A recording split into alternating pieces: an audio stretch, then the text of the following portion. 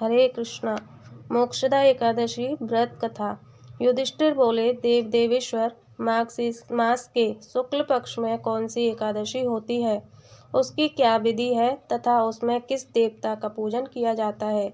स्वामिन, यह यथार्थ रूप से बताइए। श्री कृष्ण ने कहा, नृपश्रेष्ठ, माघ मास के शुक्ल पक्ष की एकादशी का वर्णन करूँगा, जिसके श्रवण मात्र से वाजपेय यज्ञ का फल मिलता है। उसका नाम मोक्षदा एकादशी है, जो सब पापों का अपहरण करने वाली है। राजन, उस दिन यत्नपूर्वक तुलसी की मंजरी तथा धूप दीपादि से भगवान दामोदर का पूजन करना चाहिए। पूर्वोक्त विधि से ही दशमी और एकादशी के नियम का पालन करना उचित है। मोक्षदा एकादशी बड़े बड़े पातकों का नाश करने वाली है। उस दिन रात्रि में मेरी प्रसन्नता के लिए नृत्य, गीत और स्तुति के द्वारा जागरण करना चाहिए।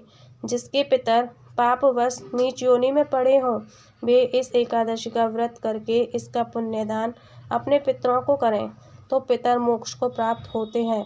इसमें तनिक भी संदेह नहीं है। पूर्व काल की बात है, वैष्णवों से विभूषित परम रमणीय चंपक नगर में बैखानस नामक राजा रहते थे। वे अपनी प्रजा का पुत्र की भांति पालन करते थे। इस प्रकार राज्य करते हुए राजा ने एक दिन रात को स्वप्न में अपने पितरों को नीच योनि में पड़ा हुआ देखा। उन सबको इस अवस्था में देखकर राजा के मन में बड़ा विस्मय हुआ और प्रातःकाल ब्राह्मणों से उन्होंने उस स्वप्न का सारा हाल कह सुनाया। राजा बोले, ब्राह्मणों, मैंने अपने पितरों को नरक में गिरा हुआ देखा है। वे बारंबार रोते हुए मुझसे यूँ कह रहे थे कि तुम हमारे तनुज हो, इसलिए इस नरक समुद्र से हम लोगों का उद्धार करो। द्विजवरों, इस रूप में मुझे पितरों के दर्शन हुए हैं, इससे मुझे चैन नहीं मिलता। क्या करूं, कहाँ जाऊं? मेरा हृदय रुधा सा जा रहा है। द्विजोत्तमों, वह व्रत, वह तप और वह योग जिससे मेरे पूर्वज तत्काल नरक से छुटकारा पा जाएं, बताने की कृपा करें। मुझ बलवान तथा साहसी पुत्र के जीते जी मेरे माता पिता घोर नरक में पड़े हुए हैं, अतः ऐसे पुत्र से क्या लाभ? ब्राह्मण बोले, राजन, यहाँ से निकट ही पर्वत मुनि का महान आश्रम है। वे भूत और भविष्य के भी ज्ञाता है। नृपश्रेष्ठ, आप उन्हीं के पास चले जाइए। ब्राह्मणों की बात सुनकर महाराज बैखानस शीघ्र ही पर्वत मुनि के आश्रम पर गए और वहां उन मुनि श्रेष्ठ को देखकर उन्होंने दंडवत प्रणाम करके मुनि के चरणों का स्पर्श किया। मुनि ने भी राजा के राज्य से सातों अंगों की कुशलता पूछी। राजा बोले, स्वामिन, आपकी कृपा से मेरे राज्य के सातों अंग सकुशल हैं, किंतु मैंने स्वप्न में देखा है कि मेरे पितर नरक में पड़े हैं। अतः बताइए कि किस पुण्य के प्रभाव से उनका वहां से छुटकारा होगा। राजा की यह बात सुनकर मुनिश्रेष्ठ पर्वत एक मुहूर्त तक ध्यानस्थ रहे। इसके बाद वे राजा से बोले, महाराज, माघ के शुक्ल पक्ष में जो मोक्षदा एकादशी होती है, तुम सब लोग उसका व्रत करो और उसका पुण्य पितरों को दे डालो। उस पुण्य के प्रभाव से उनका नरक से उद्धार हो जाएगा।